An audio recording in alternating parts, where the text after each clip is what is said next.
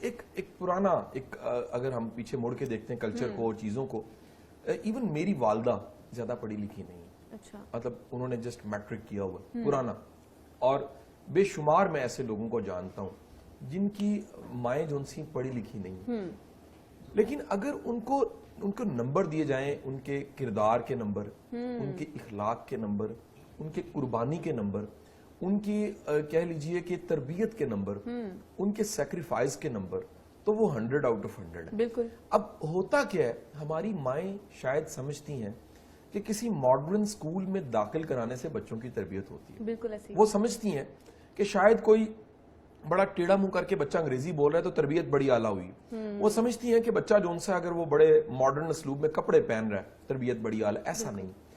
یاد رکھیے، بچہ ماں کو دیکھ کے شخصیت بننی اس کی شروع ہوتی ہے، بالکل، وہ ماں کو آئیڈیلائز کر رہا ہوتا ہے ماں کو، وہ ماں کو دیکھتا ہے کہ ماں خوش رہتی ہے، اس پہ اثر پڑتا ہے، وہ ماں کو دیکھتا ہے ماں اداس رہتی ہے، اثر پڑتا ہے، وہ ماں کو دیکھتا ہے کہ ماں ہر وقت ڈپریس رہتی ہے، شخصیت پہ اثر پڑتا ہے۔ ایک سائیکالوجی میں ایک فنومنا ہے، اس کو ریفلیکسز کہتے ہیں۔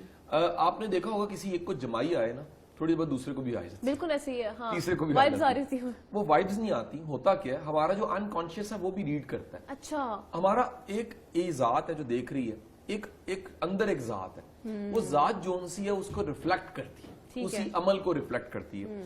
تو اگر کہہ لیجئے کہ بچہ دیکھتا ہے کہ ماں جو سی ہے ڈپریس ہے، یہ ڈپریشن کسی نہ کسی شکل میں بچے میں بھی چلا جاتا ہے۔ اگر وہ ماں کو دیکھتا ہے تکلیف میں، اور وہ تکلیف بہت طویل ہو گئی ہے، ہر وقت جلتے کڑتے روتے سڑتے دیکھتا ہے، چاہتے نہ چاہتے یہ رویہ بچے کے اندر بھی کہیں نہ کہیں چلا جاتا ہے۔ شاید اس کا مطلب ہے جو بروکن فیملیز ہیں اس کا بچے کی جو پرسنالٹی ہے اس میں بہت اثرات ہوتے ہوں گے۔ ایک بات بتا دوں آپ کی، اگر آپ میاں بیوی کے کانفلکٹس ختم نہیں ہوتے اور آپ کے جھگڑے لڑائیاں نفرتیں یہ ختم نہیں ہوتی، آپ کا گھرانہ بڑے خطرے میں۔ وہ خطرے میں کیوں ہے؟ اصل ایسٹ وہ پراپرٹی، وہ مال و اسباب، وہ عہدے، گریڈ، طاقتیں وہ نہیں ہیں جو آپ نے کمائی ہیں۔ اصل سکسیس ہے اولاد کی کامیابی۔ بالکل، اگر آپ کی اولاد ناکام ہے، آپ سے زیادہ ناکام کوئی نہیں ہے۔ سو میں تو لوگوں کو کہتا ہوں کہ خدا کے بندو، اپنے درمیان صلح اسی لیے قائم کر لو، صلح اتفاق، کہ اس سے آپ کے بچوں کے مستقبل بڑا اچھا اثر پڑتا ہے۔ بالکل۔ ایک اور بات بتاؤں، ماں کے اندر برداشت کا ہونا بڑا ضروری ہے۔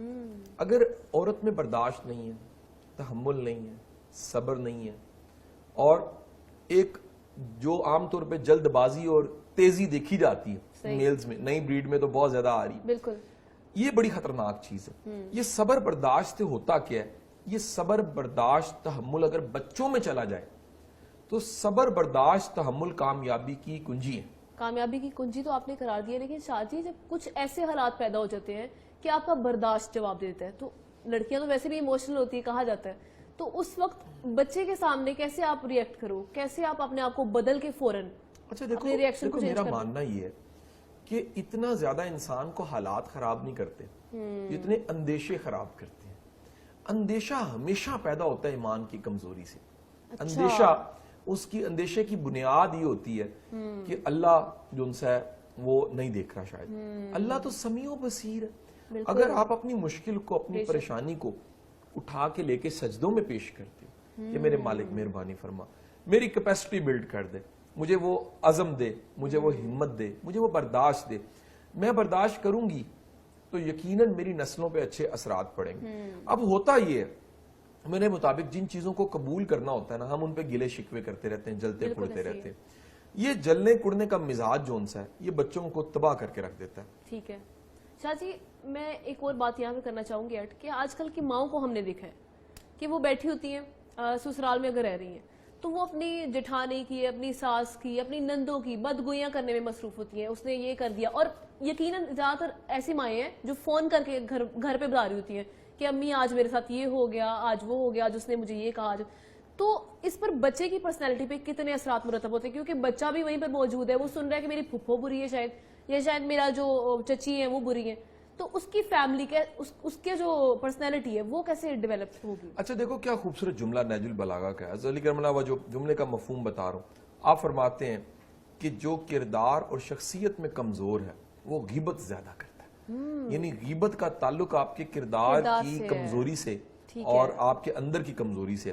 اب ہوتا یہ ہے کہ جو بچہ دیکھتا ہے ہر وقت بیک بائٹنگ کو, وہ اس ویکنس کو کہیں ابزارو کر لیتا ہے, وہ چالاکی کو, اس طرح کی مکاری کو, اچھا وہ اس کے اندر آنا شروع وہ آ جاتی ہیں. اچھا جس طرح دیکھو ایک کو اگر فلو ہوا ہو دوسرے کو بھی ہو جاتا ہے. فزیکل جو ہماری بیماری ہیں وہ ایک سے دوسرے کو لگتی ہیں. کچھ روحانی بیماری ہیں جو ایک سے دوسرے کو لگتی ہیں.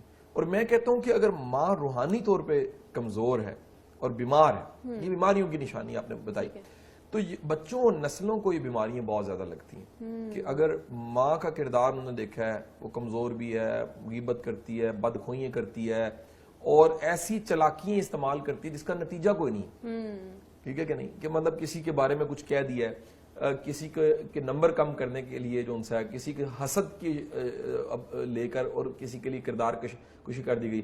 یہ اس طرح کے عمل جو ان سے نا بچوں کو بڑا ویک گراؤنڈز پہ کر دیتے ہیں. اب ہوتا ہی ہے بچے نے کیونکہ یہ دیکھا ہوتا ہے, وہ ساری زندگی ان ٹولز کے ذریعے کچھ کرنا چاہتا ہے. یہ ٹولز ہیں ویک ٹول, ان ناکامی کے ٹولز ہیں.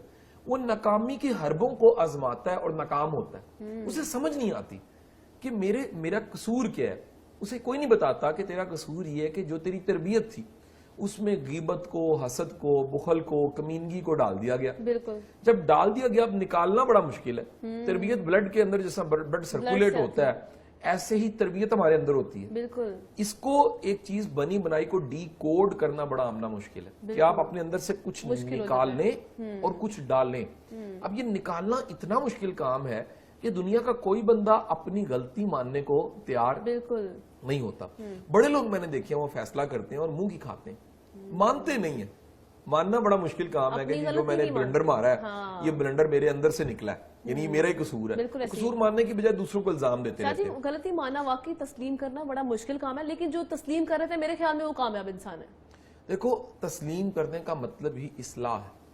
آپ کی اصلاح ہوتی تب ہے جب آپ تسلیم کر لیتے ہیں. سو میرے مطابق اگر آپ اپنی زندگی میں ایک چھوٹا سا کام کرتے ہیں کہ آپ اپنی غلطیوں کو ڈھونڈیں, اپنے مزاج کی وہ عادات جو پختہ ہوتے ہوتے کافی حد تک پختہ ہو گئی ہیں لیکن آپ نشاندہی کرتے ہیں, یار یہ مجھے نکال دینی چاہیے, یہ کہیں نہ کہیں سے. میں چھوٹی سی ایک مثال دوں گا کہ مجھے بڑی اپنی یہ جب سائیکالوجی پڑھی, ایکسپوئر میرا بڑھا, ٹریننگز میں پڑھنے کا اتفاق ہوا, دنیا دیکھنے کا اتفاق ہوا, تو مجھے پتا لگا کہ ایک اداسی سی ہے.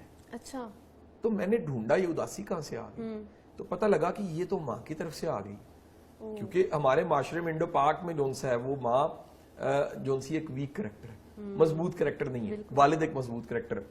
تو میں نے اس پہ کام کرنا شروع کیا کہ مجھے اس کو اپنے اندر سے نکالنا ہے, کیونکہ اگر یہ میں رکھوں گا تو یہ تو میری ایفیشنسی کو نیچے گرائے گی. بالکل ایسے ہی, ٹھیک ہے کہ نہیں, یہ میری کارکردگی کا ستیہ ناش کر دے گی. تو میں نے اس پہ ورکنگ شروع کر دی. ہمیں کبھی نہیں شرمانا چاہیے کہ اگر کوئی کمی کوتاہی کہیں نہ کہیں سے ہم میں آ گئی ہے, گرومنگ کی وجہ سے, پیرنٹنگ کی وجہ سے.